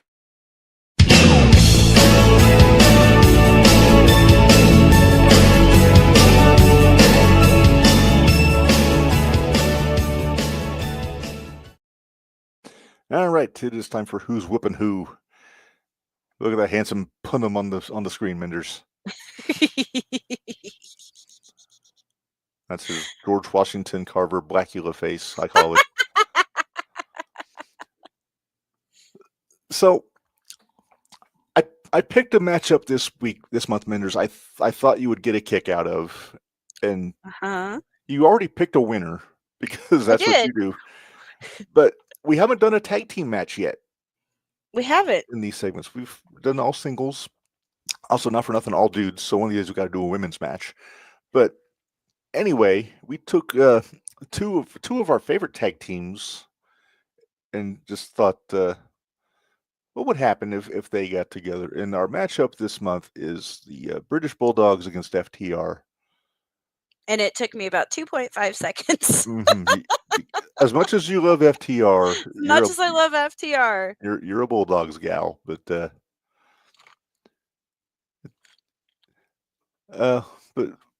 which I'll never get at the expo, but it's okay. No. So let's throw to the tail of the tape. I could have been Barry's head the O on the tail of the tape. I should have done that. I'm sure he will. Look at that cheeky bastard. Yeah. I've been called worse. By you. Yeah, right? All right. Our tail of the tape, Minderz. Here we go. The Bulldogs were from England, of course. Kind of a no-brainer there. The British Bulldogs. FTR from Asheville, North Carolina. Heights, Dynamite Kid's 5'8" and Davies 5'11", and then both members of FTR are 5'10".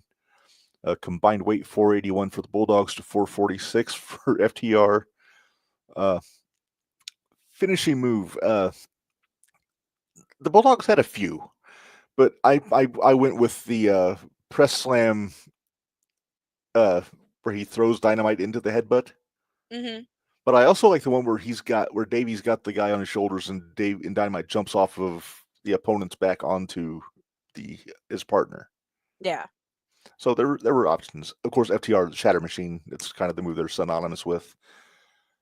Championships, of course, the Bulldogs WWF Tag Team Champs in '86.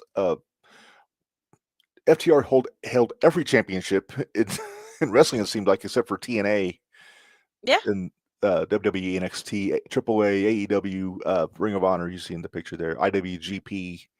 So, yeah, they have a very decorated resume. And, oh.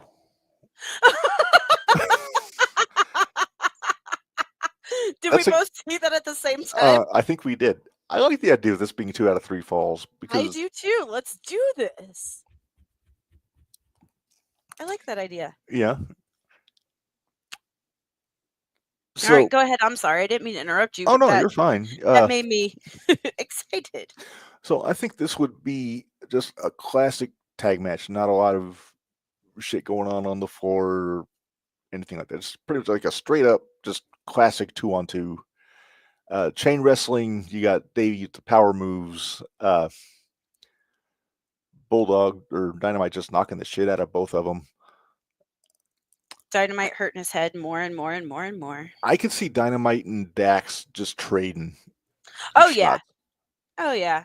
Dynamite trying to knock his mustache off. Uh-huh. You know what would be really funny is if Dynamite shaved half of it off before the show. Right before the... Dax hit him with a sock full of padlocks or whatever it was that Jacques Rougeau did to him. There you go. Now, we could always throw in the managers also, Captain Lou and Tully, but I think I want to keep this just straight up. Yeah, let's keep this straight up. But yeah, Dynamite's one of my favorite wrestlers, period. Davey's one of mine. Yeah. And despite how they're being booked on AEW, we are both big FTR fans. We are. Well, FTR and Briscoes are some of our favorite tag team matches. Best tag team feud of the last 30 years, I'd say. I'll say this. I'll say it's the best tag team feud since the Midnight Express and the Rock and Roll Express. Yeah, I would. And I will stand by that. I don't. Well, I think Hardy's a lot of that themselves. Oh well. No, I think though, when you're talking traditional tag team wrestling, yes, you are completely correct. And they even had some of the violent stuff. That's a dog collar match, for example. Oh God, that dog collar match. They built to it though. Yeah, the first match was straight up. Second match, 2 out of 3 falls. Then they got to the dog collar. Yep. And that probably wasn't going to be the end of it. They probably would have done more. I think they would have done more. It had to be a cage at some point. A real well, it all Proper depends on cage where. match. Yeah, there you go. Proper cage match. Proper. I will say this. Watching that street fight made me miss Jay Briscoe because they could have done so much better stuff with Jay Briscoe. Dude, watching any type of street match anymore makes me miss Jay. Because I still think the chicken coop match was my favorite. Him and Mark. Fight on the farm? Yeah. Yeah. It had Papa Briscoe in it too. I know. Yeah. Oh, what they're missing out on. How did we go from talking about the Bulldogs and FTR to talking about the Jay Briscoe? Because we talked about the Briscoe and FTR. There you go.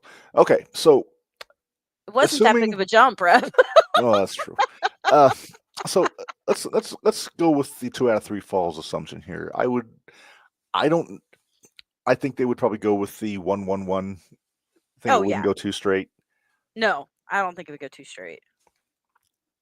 And the key with that is that both teams have multiple finishers, so it wouldn't have to be like 2 shatter machines or anything like that. So I would think maybe the first fall would be the Bulldogs hitting like maybe say the headbutt off the shoulders. Okay, but here's my other question. Do we go FTR heel in this and Bulldogs babies? I think. Or are we going to switch that? Because if it's switch, if we had Bulldogs as heels and FTR as babies, Dynamite could do a lot more despicable things. And I could almost see them giving FTR the first one just to do the old get DQ'd on the first fall and then. Yep. Maybe, but and I do like Dynamite as a heel, but I like the Bulldogs as a unit better as baby faces. They were very white meat baby face. They really were. And FTR are very good heels. I agree. I'm not arguing with that was a fair question.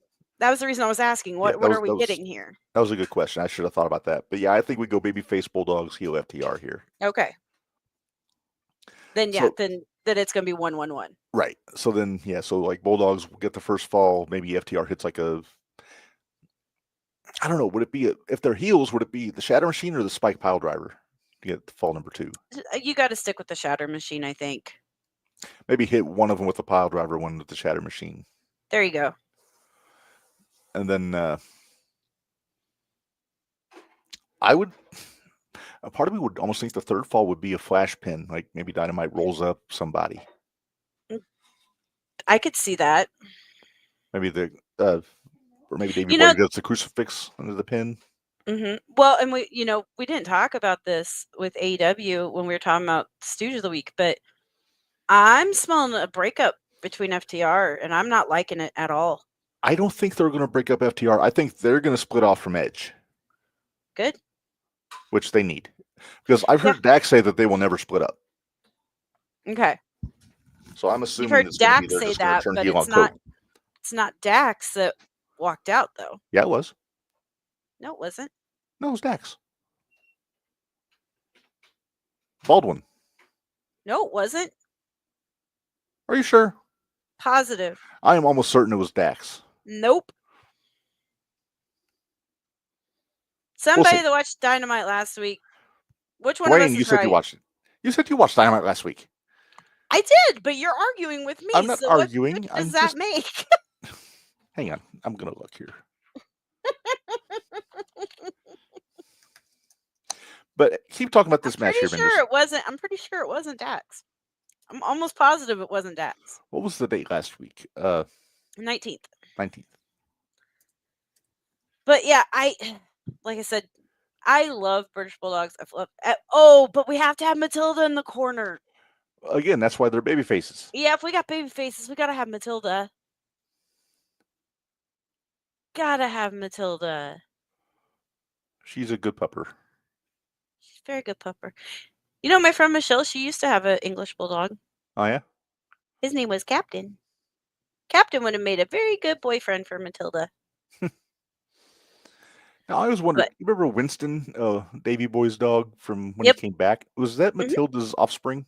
Yes, I think so. I think it was. I'm pretty sure it was. Which Did you find it yet? Matilda, I'm still looking, but Next week, maybe Matilda was Davy Boy's dog. She was. Was she? Yeah. I would imagine you would have Wikipedia'd Matilda. I can. Well, I was going to try to hurry up and figure out what your Okay, I'm going to Matilda now. Matilda dog. There we go. Whoops. Oh, that's why they called her Matilda. Because of Waltzing Matilda? Nope. Oh. The name Matilda meaning mighty in battle. Oh. I'll be darned. That's kind of neat. Yeah. I know there was a picture somewhere of like the aftermath of this match, and I'm not finding it. Matilda became a central figure in the Bulldogs storyline, particularly their feud with the Islanders. Yes, when the Islanders stole her. The dog napping. The Islanders and Heenan famously dog napped Matilda, leading to a 6-man tag team match at Wrestlemania 4. Yep. Where the Bulldogs, along with Coco Beware and his parrot Frankie, face the Islanders and Heenan. Yeah, I remember being really sad about that because I was scared that the Islanders were going to eat her. Well, did you send a card? I did not. Even when the Bulldogs eventually got Matilda back, they bemoaned the fact that she wasn't the dog she used to be and urged the fans to write in and wish her well. Matilda remained with the Bulldogs until their departure in the late 1980s, leaving them with memorable, albeit slightly embarrassing, story to tell. WWE has acknowledged Matilda's importance in their history with videos, articles, and commemorating her and the British Bulldogs. But look at that. Hey, can you flip? Doll. No, you gotta put up for everybody to see. Look at that face. How could you not? She probably had sleep apnea, but oh, I'm sure. Well, I felt bad for all the animals with WWE, even the snake. Could you imagine having? Stayed away. Yeah, I could stay the hell away from me, but could you imagine with all the traveling and everything else? AEW iced the cake, I don't know what that means, by having Dax Harwood walk out on Cope after the loss. Dax didn't walk out first, though.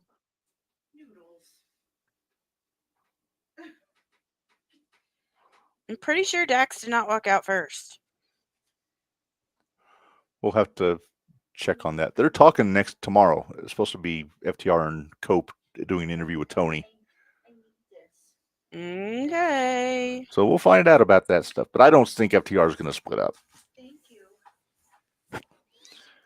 Who is she talking to? I just one heard of the cats. Which cat are you talking to? Is Noodles on your table? Yep. Oh, yeah. All right. So I think we agree Bulldogs take it 2-1 in this 2 out of 3 falls match. Yes, of course. But it would be a classic if it happened. Yes. Oh, yeah. I wish it would have happened, but we all know it won't. Mm-hmm. Obviously. Yes. All right. Well, Minderz, I think that concludes our Who's Whipping Who segment, and I think that finishes us up for today. Can we talk about AEW's I just want to talk about the ratings. Oh, the ratings. Yeah, go ahead. Because I actually wrote them down because I heard them today. Well, since you wrote them down, we have to do it. We have to do it. So I just want to. Do you remember 3 years? We'll go 3 years ago. We won't even go at the beginning. We'll go 3 years, probably when AEW was in their height and everybody was all excited about it. When they were getting like 900,000 to 1 million viewers. Yeah. Do you remember what it was when it was low then? Then low was what? 800,000? It was 750, 800 probably. Dynamite started out last week at 765,000. Okay. Then you had second quarter, 666,000. Oof. So that's 99,000 that they dropped. Mm-hmm. then you had okay, so I was really expecting this to drop a lot lower than it did. Mm-hmm. But with Billy Starks and Mercedes in quarter 3, but it was 675,000. So they didn't drop that much, or they actually went back up. Yeah. Then it dropped down to 647,000. Which segment was that? 4. So that would have been the beginning of Street fight. the street fight. Okay. Top of the hour, 678,000. Okay. So gained kind of about plateaued. 35. Yeah. Braze Agni is in the chat, by the way. Hello. Hello. Quarter 6, 704,000, which would have been at the end, which would have been. I honestly think it was a bunch of people calling their friends saying, "Oh my God, turn this on! Crazy. This Watch is this. stupid shit." Yeah. Mm-hmm. Then after that match, I think you can hear Cornette yelling at the TV from his house. Right. So 704,000, right, for 6. 7.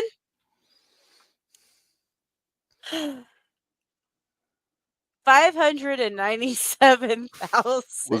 Was this the Statlander Megan Bain match? Yeah. That kind of didn't do Megan a favor by putting her in the main event. No. But Tony Storm's on commentary though, right? That's over 100,000.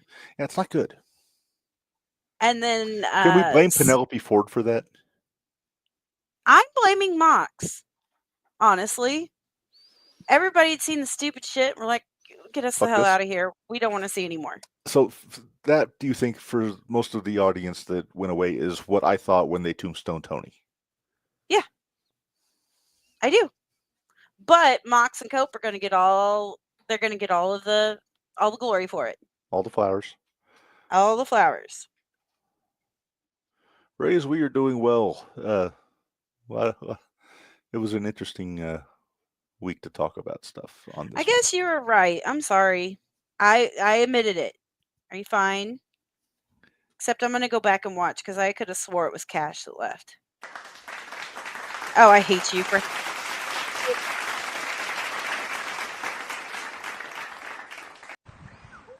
So there was the screaming goat. I love the screaming goat. The overrun. So quarter 8 was 594,000. So they lost another 3,000. Mm-hmm. 8-minute overrun. 537,000. So they dropped another 60,000. Even the Joe Schmo show couldn't save this one. Nope. I'm assuming that's what was on it. It might have been Modern Family. I can't ever keep track. Usually it is Modern Family, but and I like Modern Family. I do too. I love philosophies. Phil's awesome. I love Phil. And Cameron. All right, we're rambling. And you like Stella too, don't you? I do. I do like Stella. Yep. And the Manny. Manny. You know what? Why are we talking about this? No, wait. This is a story. This is a good story, dang it. So did you know that I know somebody that went to school with the guy that plays Manny on Modern Family? I did not know that. I sure do. It's actually my best friend. Mitchell. Mitchell. Oh. Yep. Same school or same class? Same school. Okay. I'll say Manny's a little younger than us. Well, Michelle's a little younger than us. Michelle's younger than we are. She's older than Bari, but younger than us. Gotcha. She's in the middle. Even so, that gives us still a good 12, 15 years over Manny. Which I apologize. I don't know his real name, so I'm calling him Manny. I don't want to be the... Well, we're talking Modern Family, so everybody knows him as Manny. Yeah. They want us to do a backstage thing with Annika Murphy. We'll have to sweet talk him. We have to. He's kind of a tough nut to crack. Sometimes. We'll have to sweet talk him. See if we can. I think we got him and Kenny on when they won the tag titles. For a little bit. That was about it. For a little bit. No, we had him on when we was talking about the tax return show. Yes. But that was remotely. But the constant headache thing we did live. Well, in person. Yep. In what I can only describe as the ladies' locker room. Huh? What? Oh yeah, we did. I gotta hold the belt. Yeah. I forgot. Yeah. And I got yelled at when I touched it. Yep. And I gotta hold it. Which is bad luck, but to be fair. Yeah, we'll talk about Minderz Law tomorrow too. Uh-huh. Make sure you tune in tomorrow. We've got the one, the only Mr. Broadway Kendall Fire joining us. Yeah, we're gonna talk CMC's Slider Showdown show. We're gonna talk 0-1 because they're building up to their War Games. We got to make picks for 0-1. We got to make picks because their show's Saturday. We're gonna talk about it at PWE. We're going to PWE on Saturday. So we're going to PWE on Saturday. We got Anarchy. We're not going to it, but it's on Friday. AVW on Sunday. So there's a lot going on in the indie world to talk about. So, and we got to talk about Signal 10 because we got results from that show. Yeah, and we got and I'm kind of got my eyes hoping we got a new faction over at Signal 10, but we'll see. Yeah, and then don't forget every Friday the Extreme F and Review podcast on Audible and Spotify. We're in the build up to Living Dangerously 2000, Minderz, and when we what get day to did you say? Yeah, I need to check we're with you on the date. We're recording that one on April 9th, I believe it is, whatever that Wednesday is. And I think we're going to be joined again by Dickie Wabash, and I think we've got Clayton Clark on the hook for that one too. All right, because we got to get a Cowboys perspective on that bull rope match. Damn Cowboys! Want me to get Joey? I need to no. You thought the look of disgust from when I had to shake his hand. Just wait, it gets worse. All right, let's get out of here. We're rambling, and I'm hungry, Minderz. So let's get out of here. Thanks everybody for joining us today. Don't forget you can catch this anytime on YouTube. It'll drop on Thursday at 6:05 a.m. on all your podcast platforms. And until next week, for Minderz, this is Reb. Remind y'all, if it's hard, work stiff. We'll see you guys next time. Thanks, guys.